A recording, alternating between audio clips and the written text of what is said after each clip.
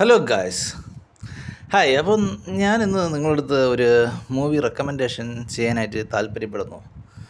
വേറൊന്നുമല്ല, നിങ്ങൾക്ക് നിങ്ങളുടെ കണ്ണ് ക്ലീൻ ചെയ്യാനായിട്ട് താല്പര്യമുണ്ടോ? കുറേ ദിവസമായി ഈ അഴുക്കൊക്കെ കണ്ണിൽ വന്നിട്ട് കണ്ണ് ഒരു ഇറിറ്റേഷനൊക്കെ ഫീൽ ചെയ്യുന്നുണ്ടോ?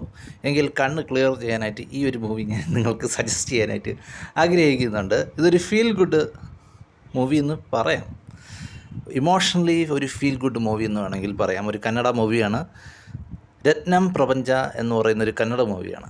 ഈ മൂവിനെക്കുറിച്ച് പറയുകയാണെങ്കിൽ ഇത് നമ്മളെ ഭയങ്കരമായിട്ട് ഇമോഷണലി നമ്മളെ ഹണ്ട് ചെയ്യുന്നതെന്നൊന്നും പറയത്തില്ല. പക്ഷേ കണ്ടുകൊണ്ടിരിക്കുന്ന സമയത്തിൽ നമ്മൾക്ക് നല്ല രീതിയിൽ തന്നെ അത് നമ്മളെ പിടിച്ച് കൊലുക്കി നമ്മളെ അതിൽ ഇൻവോൾവ് ചെയ്യിച്ച് ഇമോഷണലി നമ്മളെ ഒരുപാട് കരയിപ്പിക്കുന്നുണ്ട്.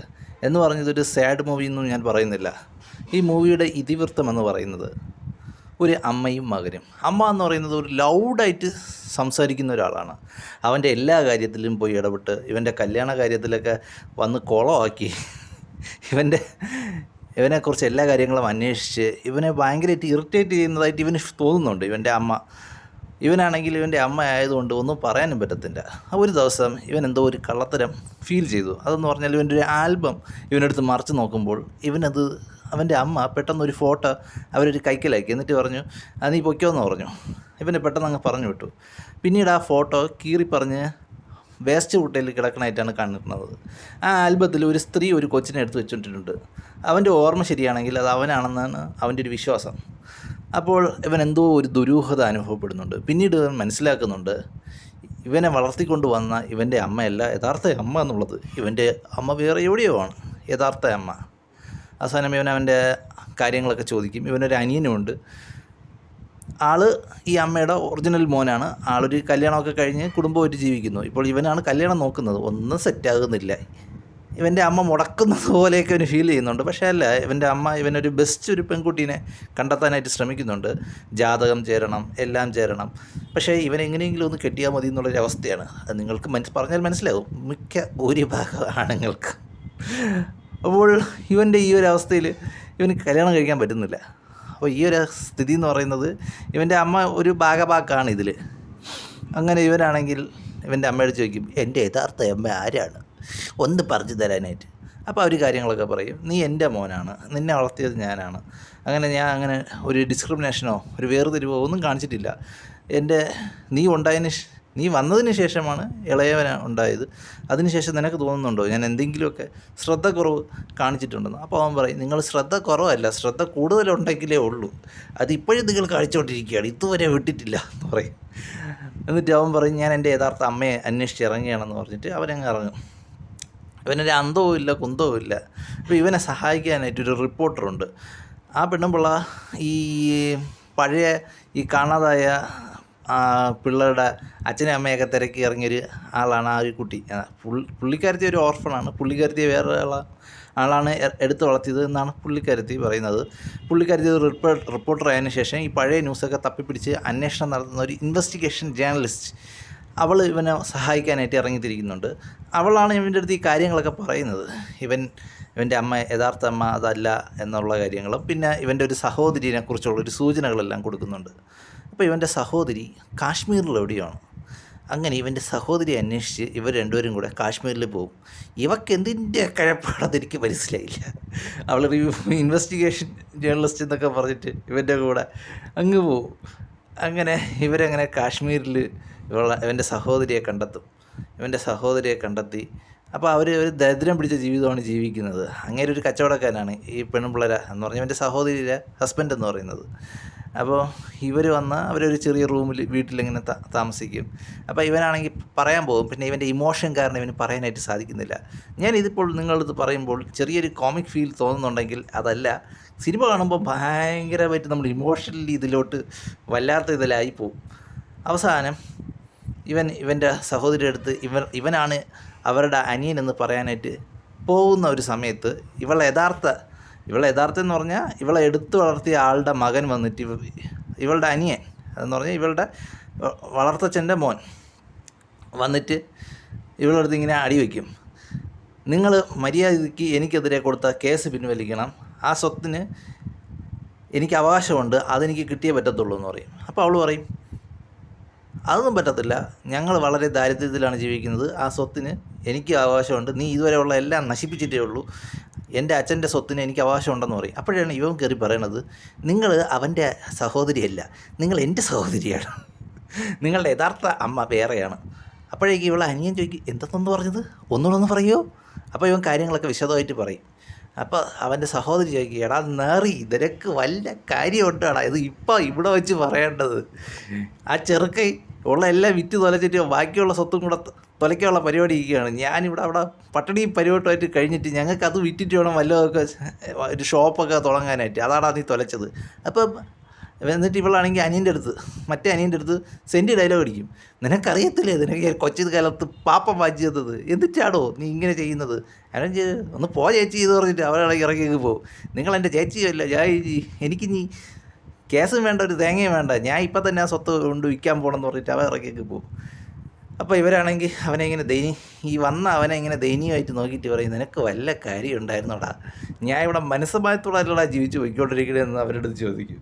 എന്നിട്ട് അവൻ്റെ അടുത്ത് പറയും, ശരി എന്തായാലും വന്നതല്ലേ, നീ പൊയ്ക്കോ, നാളെ തന്നെ പൊയ്ക്കോ, സമാധാനമായിരുന്നു. അപ്പോൾ ചോദിക്കും, അല്ല ഞാൻ നിൻ്റെ അനിയനാണ്, നീ എൻ്റെ അനിയൻ അത് മാത്രമാണ്, നീ എൻ്റെ അനിയനൊന്നുമല്ല, ഇറങ്ങി പോടാന്ന് പറയും. ശരി, അവരങ്ങനെ പിന്നെ ഇറങ്ങി പോകാനുള്ള പരിപാടിയൊക്കെ ഇരിക്കും. അങ്ങനെ അവരാണെങ്കിൽ പിറ്റേ ദിവസം ഇറങ്ങി പോകുമ്പോൾ പിന്നെ സെൻറ്റി ഡയലോഗ്സ് എന്ന് കുറേ കമ്പിളി പതപ്പൊക്കെ കൊടുത്തുവിടും. മനസ്സിലിപ്പോൾ ആവണമായിരിക്കും, അറിയാൻ പറ്റത്തില്ല. അങ്ങനെ കമ്പിളി പതപ്പൊക്കെ കൊടുത്ത് ഇവനെ അങ്ങ് പറഞ്ഞു വിടും.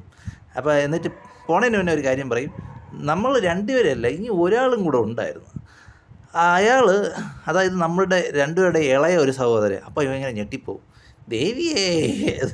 അപ്പോൾ പറയും, അവൻ്റെ ഒരു ലോക്കറ്റ് കൊടുക്കും എന്ന് പറഞ്ഞാൽ, ഈ അനിയനെ എടുത്തുകൊണ്ട് പോയ ഒരു ലോക്കറ്റ് ഇവരുടെ അമ്മയ്ക്ക് കൊടുത്തു, ഒരു വെള്ളിയിലുള്ളൊരു ലോക്കറ്റാണ്. ആ ഒരു ലോക്കറ്റ് മാത്രം ആണ് ഇപ്പം അവരെ കണ്ടുപിടിക്കാനുള്ളൊരു മാർഗ്ഗമെന്ന് പറഞ്ഞിട്ട് ആ ലോക്കറ്റ് ഇവൻ്റെ കൊടുക്കും. എന്തായാലും ഞാൻ അന്വേഷിക്കാനൊന്നും പോകില്ല, നീ അന്വേഷിച്ചോ, ഞാൻ ഇവിടെ ഭർത്താവുമായിട്ട് ജീവിക്കുന്നു, എന്തായാലും നീ ഇത്രയും ഒപ്പിച്ച് വെച്ചല്ലേ, സന്തോഷം, ഞങ്ങളിത് എങ്ങനെയെങ്കിലുമൊക്കെ കെട്ടിപ്പൊക്കിക്കൊള്ളാമെന്ന് അവർ പറയും. എന്നിട്ട് ഇവനാണെങ്കിൽ മറ്റേ അനിയനെ തപ്പി ഇറങ്ങും വീണ്ടും. എന്നിട്ട് ഇവരിങ്ങനെ അനിയനെ തപ്പി ഏതോ ഒരു കാട്ടുജാതി പ്രദേശത്തിലേക്ക് എത്തും. കാരണം ഈ ലോക്കറ്റ് ഏതോ ഒരു അമ്പലത്തിൽ നിന്ന് കൊടുക്കുന്നതാണ്. ആ അമ്പലം അന്വേഷിച്ച് ഒരിടത്തെത്തുമ്പോൾ അതൊരു പ്രശ്നം പിടിച്ച സ്ഥലമാണ്. ഈ തോക്ക്, വെടിവെപ്പ്, ഈ രണ്ട് വിഭാഗങ്ങൾ തമ്മിൽ വെടിവെച്ചാണ് കളിക്കുന്നത്. തല്ലും കൊല്ലമൊന്നുമില്ല, നേരെ പോയി വെടിവെക്കുക, അതാണ് അവന്മാരെ പരിപാടി. ആ ഒരു സ്ഥലത്താണ് ഇപ്പോഴും ആ റിപ്പോർട്ടർ ഇവരും വന്നു വിട്ടത്. അപ്പോൾ രണ്ടുപേരെടുത്ത് വന്നിട്ട് അമ്പലത്തിനുള്ള വഴി ചോദിക്കും. അപ്പോൾ ഇവരുടെ അടുത്ത് ചോദിക്കും, നിങ്ങൾ ആരാന്ന് ചോദിക്കുമ്പം അവൾ പറയും, ഞാനൊരു റിപ്പോർട്ടറാണ്, ഇതെൻ്റെ അസിസ്റ്റൻ്റാണെന്ന് പറയും. യഥാർത്ഥത്തിൽ അവിടെയുള്ള ആളുകൾ ഇവരുടെ പ്രശ്നം പഠിക്കാൻ വേണ്ടി വന്ന റിപ്പോർട്ടറാണെന്ന് വിചാരിച്ച് ഇവരെ രണ്ടുപേരെയും തട്ടിക്കൊണ്ടുപോകണമെന്ന് പറഞ്ഞാൽ ഇവരെ ആ ഒരു വിഭാഗത്തിൻ്റെ അനുകൂലമായി ഇതെഴുതാനാണെന്ന് തോന്നുന്നു, ഇവരെ വിളിച്ചുകൊണ്ടങ്ങ് പോകും. ഇതൊരു സബ് ടൈറ്റിൽസ് ഇട്ട് ഞാൻ കണ്ടൊരു സിനിമയാണ്, കുറേയൊക്കെ എൻ്റെ അനുമാനങ്ങൾ കൂടെയാണ്. എന്നാലും നിങ്ങൾക്ക് അത് വലിയ ഇമ്പോർട്ടൻ്റ് ഉള്ള കാര്യമൊന്നുമില്ല, അവരങ്ങ് വിളിച്ചുകൊണ്ടങ്ങ് പോകും. ഇവരാണെങ്കിൽ അങ്ങ് ആ ഒരു സ്ഥലത്തെത്തിയിട്ട് അവരാണെങ്കിൽ ഒരു നേതാവുണ്ട്. ആ നേതാവ് എന്ന് പറഞ്ഞാൽ ചെറുപ്പക്കാരൻ പയ്യനാണ്, എപ്പോഴും പാനൊക്കെ ചവച്ച് തുപ്പി, ഒരു കാണുമ്പോൾ തന്നെ ഒരു ബംഗാളി ലുക്കുള്ള ആൾ വന്നിട്ട് ഇവരെ അങ്ങ് സ്വീകരിക്കും. എന്നിട്ട് അവനെ തന്നെ വിശ്വസിപ്പിക്കുന്നത് ഏതോ ഒരു സ്ത്രീയുണ്ട്, അവരെ പേര് പറഞ്ഞിട്ടാണ് വിശേഷിപ്പിക്കുന്നത്. അവരെ മോനാണ് ഇവൻ്റെ തന്തയുടെ പേരും പറയുന്നില്ല, അവൻ്റെ അമ്മയുടെ പേര് പറഞ്ഞാണ് ഞാൻ അവരെ മോനാണ്, അവരെ ഈ നാട്ടുകാർക്കൊക്കെ ഭയങ്കര കാര്യമാണ് എന്നുള്ള ലെവലിലുള്ള കാര്യങ്ങൾക്കൊക്കെ വന്ന ആളുകൾക്ക് മനസ്സിലാവും, ഞാൻ ഇന്നാരെ മോനാണ്, ഇന്ന സ്ത്രീയുടെ മോനാണ്. അപ്പോൾ ഇവൻ്റെ അമ്മയെന്ന് പറഞ്ഞാൽ ഭയങ്കര ജീവനാണ്. അങ്ങനെ ഈ റിപ്പോർട്ടറും ഈ അങ്ങേരും കൂടെ ഇവിടെ അവരുടെ ആതിഥ്യത്വം സ്വീകരിച്ച് ഇങ്ങനെ നിൽക്കുന്ന സമയത്ത് ഇവർക്ക് മനസ്സിലാവും ഇതൊരു വശപ്പശക്ക് പിടിച്ച സ്ഥലമാണ്. കാരണം ഇവനാണെങ്കിൽ തലകത്തിന് ആളെ കെട്ടി തൂക്കിയിട്ടിട്ടാണ് എടുത്തിട്ടിരിക്കുന്നത് ഇവൻ്റെ പ്രതിയോഗികളെയൊക്കെ. പിന്നെ കുറേയധികം ടോർച്ചറിങ് ഒക്കെ അവിടെ ആയിട്ട് നടക്കുന്നുണ്ട് ഈ സ്ഥലത്ത്. പിന്നെ എല്ലാവരുടെ കയ്യിലും തോക്കൊക്കെ ഉണ്ട്. അപ്പോൾ റിപ്പോർട്ടർ പറയും, നിനക്ക് വല്ല കാര്യം ഉണ്ടായിരുന്നോ, നമുക്ക് നാട്ടിൽ പോയാൽ പോരെ എന്ന് പറയും. അപ്പോൾ ശരിയെന്ന് പറഞ്ഞിട്ട്, അത് ശരിയാണ്, നമുക്ക് നാളെ തന്നെ ഇറങ്ങി ഓടാമെന്ന് പറയും. പിന്നീട് ഇവരിങ്ങനെ കുറച്ച് 2-3 ദിവസം അവിടെ നിൽക്കുമ്പോഴും ഇവന് മനസ്സിലാവും, ഈ പാനൊക്കെ ചവച്ച് നിന്നില്ലേ ഈ നേതാവ്, അയാൾ ആണ് ഇവൻ്റെ അനിയനാണെന്നുള്ള കാര്യം. ഇവൻ്റെ അനിയൻ അയാളാണെന്നുള്ള കാര്യം ഇവന് മനസ്സിലാവും. അപ്പം ഇവൻ്റെ അമ്മേനെയൊക്കെ കാണിക്കും. അവരെന്ന് പറഞ്ഞാൽ വളരെ സൽഗുണ സമ്പന്നയും വളരെയധികം എല്ലാവരെയും ഓമനത്വത്തോടു കൂടി ഫുഡൊക്കെ വാരി കൊടുക്കുന്ന ഒരു സ്ത്രീയാണ്. അങ്ങനെ അവരുടെ അമ്മേനെയൊക്കെ പരിചയപ്പെട്ട് ഇവരാണെങ്കിൽ അവളാണെങ്കിൽ ചോദിക്കും, നിനക്കത് പറയണോ അവൻ്റെ അടുത്ത്? അല്ല, പറയണമെന്നുണ്ടോ? അപ്പം പറയും, അല്ല എനിക്ക് പറയണമെന്നില്ല, എനിക്ക് എൻ്റെ ജീവനാണ് വലുത്, നമുക്ക് പോവാം, അനിയനെയൊക്കെ അവിടെ കിടന്നോട്ടെന്ന് പറയും. നീ നിൻ്റെ പെങ്ങളടുത്ത് പറഞ്ഞൊരു പരിവാക്കി, ഇനി അനിയൻ്റെ അടുത്തും കൂടെ പറഞ്ഞ് ഉള്ളത് വാങ്ങിച്ച് പിടിക്കണമെന്ന് ചോദിക്കും. വേണ്ടെന്ന് പറഞ്ഞ് അവർ ഇറങ്ങി പോവാമെന്ന് വിചാരിക്കും. അവരവിടെ പോകാമെന്ന് വിചാരിക്കുമ്പോൾ പെട്ടെന്ന് ഇവർ ഇമോഷൻ കയറിയിട്ട് അവൻ്റെ അടുത്ത് പറയാനായിട്ട് പോകും. അവൻ്റെ അടുത്ത് പറയാനായിട്ട് പോകുമ്പോഴേക്കും കുറേ വെടിവെച്ചകൾ, കുറേ തോക്കിൻ്റെ സൗണ്ട്. നോക്കുമ്പോൾ കുറേ ആളുകൾ ഇവരെ തുരുതുരാ വെടിവെച്ചുകൊണ്ടിരിക്കുക. ഓപ്പോസിറ്റ് വിഭാഗത്തിലുള്ള ആളുകളാണെന്ന് തോന്നുന്നു. അങ്ങനെ ഈ ഒരു വെടിവെച്ച ഇവനെ തിരിച്ച് വെടിവെക്കും. അങ്ങനെ കുറേ പേര് മരിക്കും. ഇവരാണെങ്കിൽ ഒരു പൊത്ത് കയറി ഒളിച്ചിരിക്കുക, ആ റിപ്പോർട്ടർ അവനും കൂടെ. പിന്നീട് കുറേ കഴിയുമ്പോഴേ ഇവൻ്റെ ഉണ്ട തീരും, ഈ വെടിവെച്ചുകൊണ്ടിരിക്കുന്ന ആളുടെ. അപ്പോഴേക്കും മറ്റേ സ്ത്രീ ഉണ്ടല്ലോ, വളരെയധികം ഓമനത്വമുള്ള സ്ത്രീ, അവരിങ്ങനെ കയറി വരും. അവരെ പിറകിൽ കുറേ ഈ തോക്കുള്ള ആളുകളൊക്കെ വന്നിട്ട് ഇവരാണെങ്കിൽ ഈ വന്നവന്മാരെല്ലാം വെടിവെച്ചിടും. അങ്ങനെ ഇവരെ കൂടെ ഉള്ളൊരു എല്ലാം കൂടെ ഭയങ്കര യുദ്ധം. എന്നിട്ട് അവരാണെങ്കിൽ ഒരുമാതിരി വരുന്നതെന്ന് പറഞ്ഞാൽ കാണുമ്പോൾ കിടിലാണ്. BGM ഒക്കെ കിട്ടുകയാണെങ്കിൽ പൊളിക്കുന്ന ഒരു സംഭവമാണ്. അയ്യോ, ഞാൻ വിട്ടാൽ ശരിയാവില്ല. അപ്പോൾ ആ ഒരു BGM ഒക്കെ കിട്ടുക വന്നാൽ കിടിലാണ്. എന്നിട്ട് അവർ വന്നിട്ട് എല്ലാം ഓക്കെ ആക്കുക. എന്നിട്ട് ഈ പ്രധാന അപ്പുറത്തുനിന്ന് വന്ന ഒരുത്തൻ്റെ നേതാവിൻ്റെ 2 ചെകിടത്തിട്ട് അടിയും കൊടുത്തിട്ട് തലക്കിട്ട് തട്ടും കൊടുത്തെന്ന് പറഞ്ഞു വിടും. ആ സമയത്ത് ഇവരെ മാറ്റി നിർത്തിയിട്ട് ഇവനാണെങ്കിൽ കാര്യങ്ങൾ പറയും. എന്തെന്ന് പറഞ്ഞാൽ ഇവരെ ഈ പയ്യൻ ഇവൻ്റെ അനിയനാണ് എന്നുള്ള കാര്യമൊക്കെ പറയും. അപ്പോൾ അവരാണെങ്കിൽ സമ്മതിച്ചു കൊടുക്കത്തില്ല, ഞാനാണ് വളർത്തിയത്. അന്നേരം മറ്റവനും കൂടെ വരും. മറ്റവനും കൂടെ വന്നിട്ട് ഇത് കേൾക്കുമ്പോഴാണെങ്കിൽ അവന് 2 അടി കൊടുക്കാനൊക്കെ പോകും. പെട്ടെന്ന് ഇവന് സംശയം തോന്നി. ഇവനും കൂടെ കാര്യങ്ങളൊക്കെ ചോദിച്ചറിയുമ്പോൾ മനസ്സിലാവും ഇവരുടെ യഥാർത്ഥ മോനല്ല, എടുത്ത് വളർത്തിയതാണെന്ന്. അപ്പോഴേക്കും ഇവനങ്ങ് വയലൻ്റ് ആവും. ഇത്രയും നാൾ അമ്മ എന്ന് വിളിച്ച് നടന്നത് അമ്മയല്ല എന്ന് വിചാരിക്കുമ്പോൾ ഇവന് ഭയങ്കരമായിട്ട് വയലൻ്റ് ആവും. അവസാനം ഇവരാണെങ്കിൽ അവരെ 10 വള്ളം വിളിച്ചിട്ട് ഇവരെ കൂടെ അങ്ങ് ഇറങ്ങിത്തിരിക്കും, ഇവൻ്റെ ഒറിജിനൽ അമ്മയെ കണ്ടുപിടിക്കാനായിട്ട്. അങ്ങനെ ആ പാനൊക്കെ ചവച്ചുകൊണ്ടിരിക്കുന്ന ആ പയ്യനെ വിളിച്ചുകൊണ്ട് ഇവരാണെങ്കിൽ ഇവരെ ഒറിജിനൽ അമ്മയെ കാണാനായിട്ട് പോകും. ഇടയ്ക്ക് വെച്ച് പെട്ടെന്ന് ഈ പാനൊക്കെ ചവച്ചുകൊണ്ടിരിക്കുന്ന പയ്യന് ഇമോഷൻ അടിക്കും. അവൻ പറയും, ഞാൻ വരണില്ല, നിങ്ങൾ പൊയ്ക്കോ എന്ന് പറഞ്ഞിട്ട്. അതിനിടയ്ക്ക് കുറേ സംഭവങ്ങളൊക്കെ ഉണ്ടാവും. അവരെ അപ്പൂപ്പനെയൊക്കെ കയറ്റും. അതൊക്കെ കുറച്ച് ഇമോഷണലി കുറച്ച് കാര്യങ്ങളാണ്, അതൊന്നും ഞാൻ പറയണില്ല, നിങ്ങൾ കണ്ട് മനസ്സിലാക്കുക. എന്നിട്ട് അവനാണെങ്കിൽ ഇറങ്ങി അങ്ങ് പോകും. എന്നിട്ട് പിന്നീട് ഇവർ രണ്ടുപേരും കൂടെ ഇവൻ്റെ യഥാർത്ഥ അമ്മയെ കണ്ടുപിടിക്കാനായിട്ട് ഈ റിപ്പോർട്ടറും ആദ്യമുള്ള ആ നായകനും കൂടെ തിരിഞ്ഞ് നടക്കും. ആ സമയത്ത് ഇവനൊരു ഫോൺ വരും. ഇവനെ വളർത്തിയ അമ്മ ബാത്റൂമിൽ കാല് ഇറക്കി വീണ് ഹോസ്പിറ്റലൈസ്ഡ് ആണെന്ന് പറഞ്ഞിട്ട്. അപ്പോൾ ഇവനാണെങ്കിൽ ഇവൻ്റെ അനിയനെയൊക്കെ കുറേ വിളിച്ച് കാര്യങ്ങളൊക്കെ തിരക്കും. അപ്പോൾ കുഴപ്പമൊന്നുമില്ല എന്നൊക്കെ പറയും. അവസാനം ഇവൻ്റെ യഥാർത്ഥ അമ്മയുടെ ലൊക്കേഷനർക്ക് കിട്ടും. അവരിപ്പോൾ ഏതോ ഒരു സ്ഥലത്ത് പൂക്കച്ചവടം നടത്തുകയാണ്. അങ്ങനെ ഇവനാണെങ്കിൽ അവൻ്റെ യഥാർത്ഥ അമ്മയെ കാണാനായിട്ട് ആ സ്ഥലത്ത് പോകണ വഴിക്ക് ഇവനൊരു ഫോൺ വരും. എന്തെന്ന് വെച്ചാൽ ഇവൻ്റെ വളർത്തിയ അമ്മ മരിച്ചെന്നുള്ളൊരു സംഭവം. അപ്പോൾ ഇവന് ഭയങ്കരമായിട്ട് ഇമോഷണലി ഇവന് വല്ലാതെ അങ്ങായി പോവും. ഇവങ്ങ് കരയും. ഇവൻ്റെ യഥാർത്ഥ അമ്മയുടെ അടുത്ത് പോയിട്ട് ഇവൻ പറയത്തില്ല ഇവനാണ് അവരുടെ മോനെന്നുള്ള കാര്യം. കാരണം അവനത് പറയാൻ തോന്നത്തില്ല. എന്നിട്ട് ഇവരാണെങ്കിൽ ഒരു കൂട്ടം പൂവും വാങ്ങിച്ചുകൊണ്ട് ഇവൻ്റെ വളർത്തിയ അമ്മയുടെ അടുത്ത് പോകും. ഇതോടുകൂടി കഥ തീരുന്നുണ്ട്. പക്ഷെ നമ്മളെ ഇമോഷണലി നമ്മളെ കരയിപ്പിക്കുന്നതാണ് ലാസ്റ്റ് സീന്. അത് ഞാനങ്ങ് പറഞ്ഞു പോയെന്നേ ഉള്ളൂ. അത് വളരെ ഭയങ്കരമായിട്ടുള്ളൊരു എൻ്റെ കണ്ണിൽ നിന്നൊക്കെ വെള്ളം വന്നിട്ട് ഒരു രക്ഷയില്ലായിരുന്നു, നിൽക്കണില്ലായിരുന്നു. കണ്ണുനീരെന്നൊക്കെ പറയുന്നു.